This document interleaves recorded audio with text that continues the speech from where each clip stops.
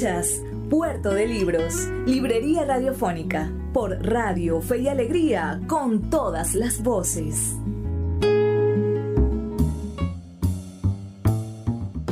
Seguimos en Puerto de Libros, librería radiofónica a través de la Red Nacional de Emisoras Radio Fe y Alegría. Estamos en línea con Fedosi Santaella, carabobeño, nacido en el año 1970, que es una de las voces contemporáneas de la literatura venezolana más resaltantes. Es autor de una decena de libros entre novelas, cuentos y literatura infantil.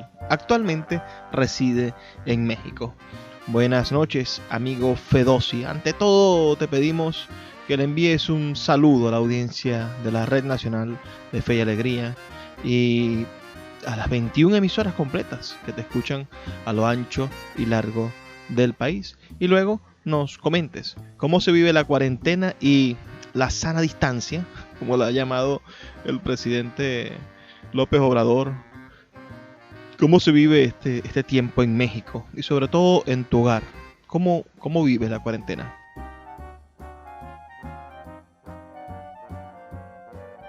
Hola, ¿cómo están? Saludos a todas las personas que amablemente me están escuchando hablar en este momento, a toda la gente de la Red Nacional de Fe y Alegría.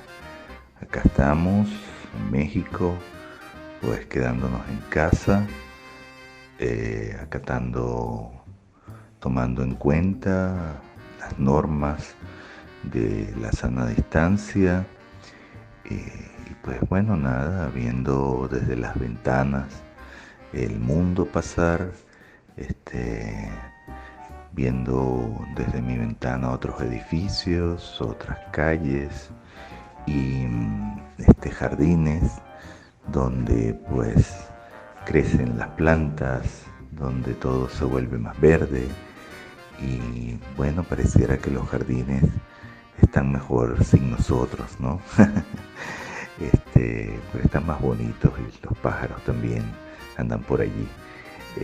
Pero bueno, también sabemos que hay en otros lugares donde la gente está en hacinamiento, tratando de vivir lo mejor posible en viviendas multifamiliares,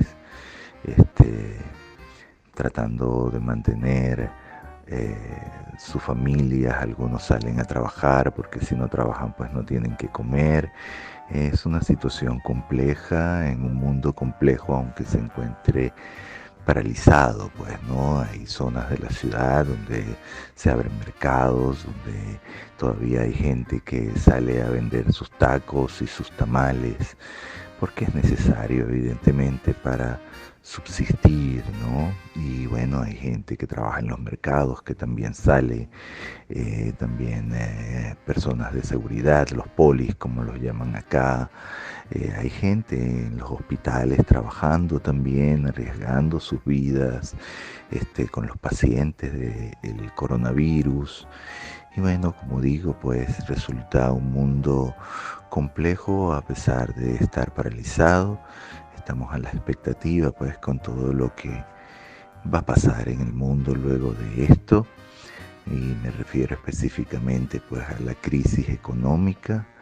Pero bueno, aquí estamos tratando de llevar paz y tranquilidad dentro de nuestro confinamiento.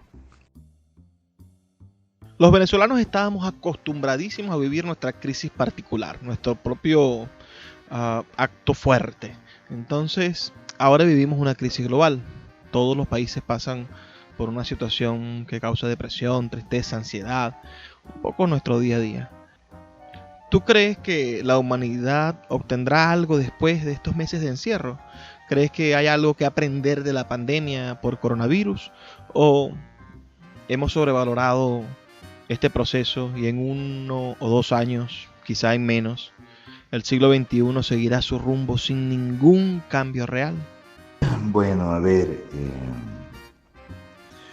no sé, pienso que quien seriamente se ha dedicado a mirar en su interior Y hay un aspecto, digamos, espiritual, podríamos decirle así, de esto. Y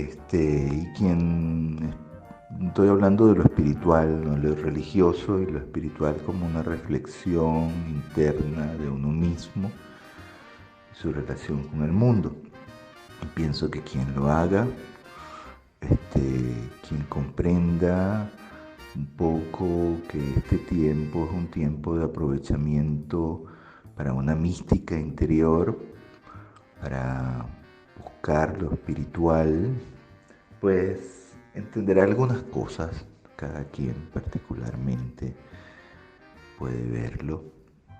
Me ha llamado mucho la atención que la gente ha expresado hartazgo, aburrimiento por el estar en casa. Entonces, evidentemente el encierro no es algo que sea del todo y nunca es del todo agradable para nadie. De allí que los criminales son encerrados, por supuesto.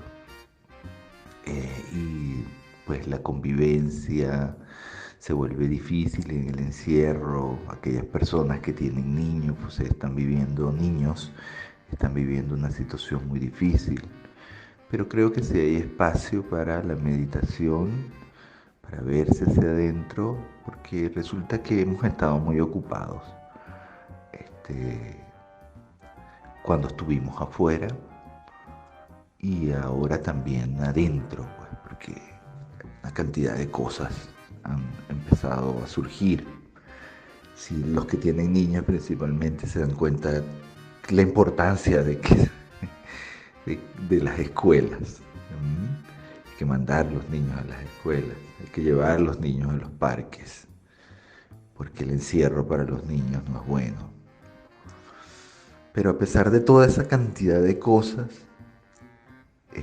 buscar un tiempo para uno mismo me resulta necesario. Y quien lo haya hecho, pues va a encontrar una cantidad de cosas que pueden cambiar, pienso yo. No son todos, no lo veo como la humanidad. Hay una casa dentro de la casa, por decirlo así. Mucha gente está descubriendo que su casa era un no lugar también. Y quizás eso cambie la actitud y la manera de ver el mundo de algunos, ¿no? Luego, por otro lado, evidentemente se habla de lo político, de los controles mundiales, se habla de una desglobalización, se habla de un mayor control sobre la ciudadanía, todo esto excusas a partir del virus para controlar la libertad de las personas, la libertad individual. Evidentemente, muchos gobiernos van a aprovechar esta situación que surge ahora para continuar con los controles sobre los ciudadanos y coartar la libertad individual. Espero que pues no sean muchos los países que caigan en esto, pero es claro que esto va a ser aprovechado. También va a cambiar mucho la situación con respecto al trabajo humano, creo yo. Muchas empresas, muchas corporaciones van a empezar a pensar en la utilización de los robots, por ejemplo. También se va a cambiar un poco la idea del trabajo con respecto al trabajo virtual, el trabajo en casa, el trabajo en la oficina. Creo que va a haber nuevas maneras de entender eso en el trabajo, en la educación. Algo que venía ya ocurriendo, de algún modo creo que se va a acelerar. Y yo no sé si eso sea bueno o sea malo, son cambios que vienen, evidentemente. Entonces, sí hay mucho que aprender de la pandemia. No creo que el mundo vaya a cambiar drásticamente, en el sentido de que los estafadores van a seguir siendo estafadores. Hace poco vi acá en México el caso de una adivinadora que se grabó durante el periodo de la pandemia diciendo que venía un cambio del mundo, que la tierra se iba a enojar y eso se iba a ver, que la tierra iba a pedir un receso, una cuarentena, y sacó eso en las redes diciendo que eso lo había dicho en diciembre del año pasado. Entonces, y eso lo grabó, fue durante la pandemia. Entonces los estafadores evidentemente van a seguir siendo estafadores. Jared Leto va a estar igual de loco diciendo que es un profeta y vistiéndose de Jesucristo. Los locos van a seguir siendo locos. Me preocupa mucho, por ejemplo, que muchas corporaciones, muchas empresas están congelando ya todo para el año que viene. Evidentemente cada quien tiene su interés propio y tiene que cuidarse a sí mismo, pero me preocupa un poco esa especie de egoísmo que va a hacer que las empresas, protegiéndose a sí mismos, no reactiven la economía. Yo no sé nada de eso, es una visión nada más mía. Y bueno, ya estoy hablando mucho. Y bueno, nada, los gobiernos socialistas, los gobiernos colectivistas van a aprovechar, como digo, para controlar más a los individuos. Entonces sí, van a ocurrir grandes cambios o van a ocurrir cambios significativos, pero de algún modo la humanidad seguirá siendo la misma. Las guerras seguirán estando, los que ven crisis y enfermedad y pena seguirán aprovechándose de la pena de los demás, y otros sí cambiarán para bien. Agradezco muchísimo tu respuesta. Si ustedes que nos están escuchando quieren conversar sobre lo que acaba de decir Fedossi, pueden ustedes escribirnos al 0424-672-3597. Vamos a hacer una pausa, una breve pausa de 2 minutos. Vamos a identificar la emisora, escuchar las campañas que prepara Fe y Alegría para nosotros y ya volvemos con más de Puerto de Libros, Librería Radiofónica. Escuchas Puerto de Libros con el poeta Luis Peroso Cervantes. Síguenos en Twitter e Instagram como @Librería Radio. El poeta Luis Peroso Cervantes le acompaña en Puerto de Libros, Librería Radiofónica, por Radio Fe y Alegría, con todas las voces.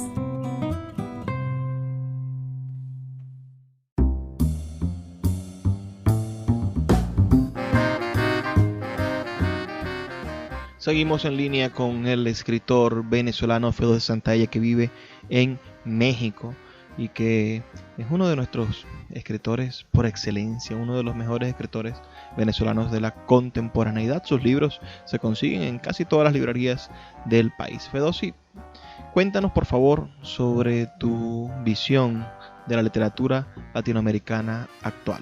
¿Cómo la entiendes? ¿Cómo la ves? ¿Cómo la lees? ¿Cómo está la salud de las editoriales y los lectores? ¿Qué autores podrías recomendarnos? Sí, de autores latinoamericanos contemporáneos, como ahora estoy viviendo en México, he estado tratando de acercarme a la literatura mexicana contemporánea.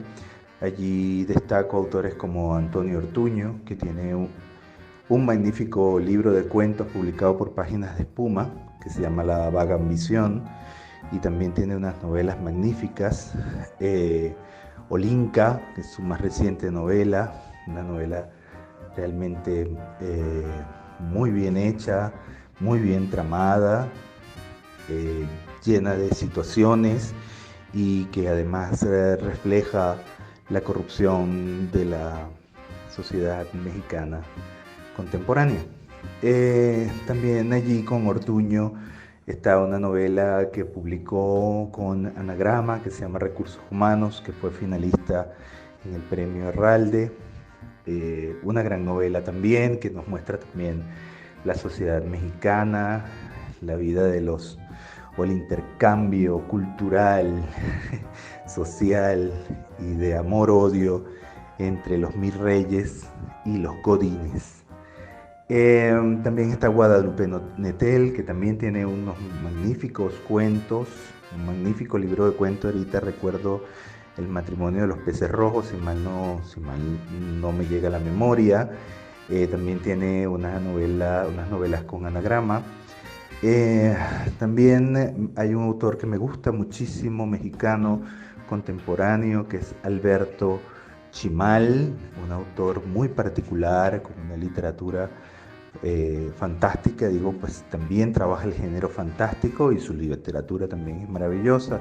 Me gusta muchísimo, tanto en cuento como en novela. Fernanda Melchor, con su novela Temporada de Huracanes. Es muy rica la literatura mexicana contemporánea, y yo soy particularmente lector de la literatura de Juan Rulfo. En poesía, en la literatura mexicana, podría nombrar a Manuel Iris, por ejemplo, un poeta mexicano excelente que me gusta, y también a una poeta joven también maravillosa, que es Sara Uribe. Entonces, bueno, podríamos también pensar en Alejandro Zambra, que es un autor que ha publicado con anagrama. Magnífico Zambra. Y también podríamos hablar de Samantha Schweblin, que también está muy sonada en estos días y le está yendo muy bien con sus cuentos inicialmente, y luego con sus novelas. Kentucky es una novela de ella que, bueno, tiene mucho de cuento, pero es una novela muy referida últimamente. Creo que pues la literatura latinoamericana está gozando de muy buena salud. Me gustaría que en Venezuela pues en algún momento se reactivara el sector editorial. Hay editoriales que están luchando, que están allí al pie tratando todavía de publicar, como la gente de Libros del Fuego, con Rodney Cáceres y Alberto, que también están allí trabajando fuerte. Pero bueno, sabemos que la situación editorial en Venezuela es difícil. Entonces también me gustaría que, evidentemente es un deseo, pero que las editoriales extranjeras en España o en el resto de Latinoamérica también recibieran a los autores venezolanos, que hay muy buenos, de muy buena calidad, y que sí sé que tienen cosas guardadas y que podrían publicarlas si se nos prestara un poco más de atención. Has publicado varios textos dedicados a los niños y los jóvenes. ¿Qué experiencias salvas de esa labor? ¿Crees que la literatura tiene alguna utilidad cuando es dirigida a los niños? No me gusta pensar, o no me gusta hablar de una literatura dirigida a los niños con una cierta utilidad. No creo necesariamente que la literatura para niños y jóvenes, o que ha sido clasificada como para niños y jóvenes, para lectores niños y jóvenes, tenga que tener una específica utilidad. Creo que la literatura para niños y jóvenes es literatura, justamente. Hay evidentemente libros que tienen como lector ideal niños y jóvenes, pero si a ver bien vamos, hay cierta escritura, ciertos textos que han terminado siendo del dominio de lectores jóvenes, como por ejemplo Edgar Allan Poe, o el mismo Stephen King, o Julio Verne, que son, o Hermann Hesse, que son escritores, que terminan siendo del dominio de las lecturas de formación de muchos de nosotros. Así lo fue para mí, por ejemplo, Edgar Allan Poe y Stephen King. Entonces, claro, podría decir alguno que Stephen King no es un autor literario, y allí se equivoca. es un autor fundamental en las letras norteamericanas, eso creo yo. No solamente también se convierten en lectores de formación estos que nombro, también Borges puede ser un autor de formación de jóvenes, como fue mi caso, que leía a Borges muy joven, o a García Márquez, los cuentos de García Márquez, o a Julio Cortázar, que pueden ser considerados bien evidentemente autores de literatura. Escribir para niños y jóvenes, evidentemente, vuelvo y repito, sí tiene muchos casos la búsqueda de un lector joven o niño ideal.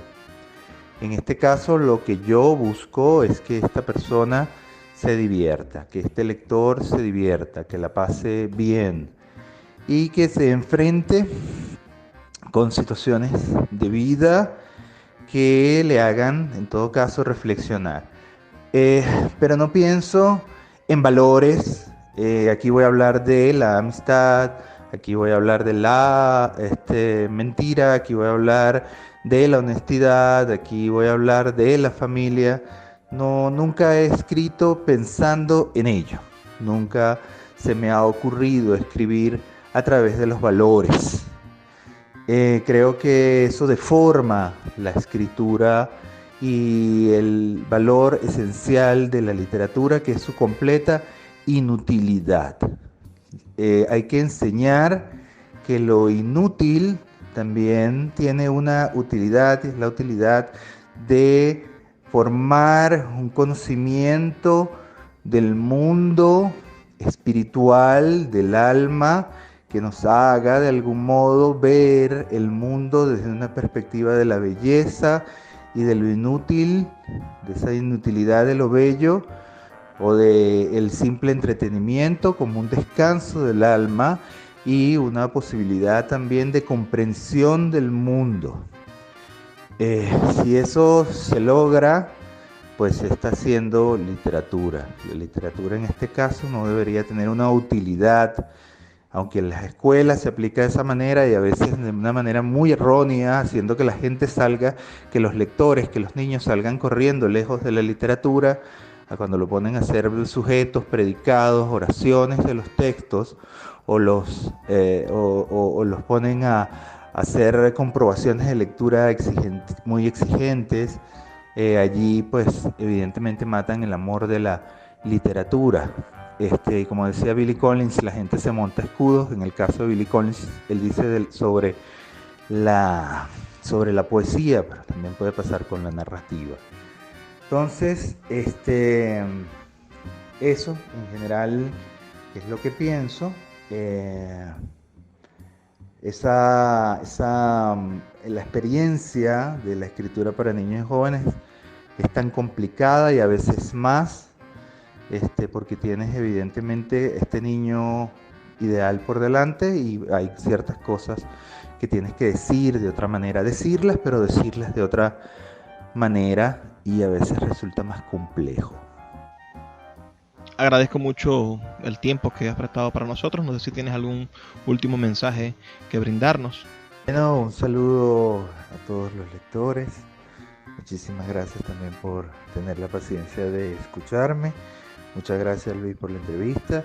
Y bueno, nos seguimos viendo, nos seguimos escuchando y nos seguimos leyendo. Hasta luego.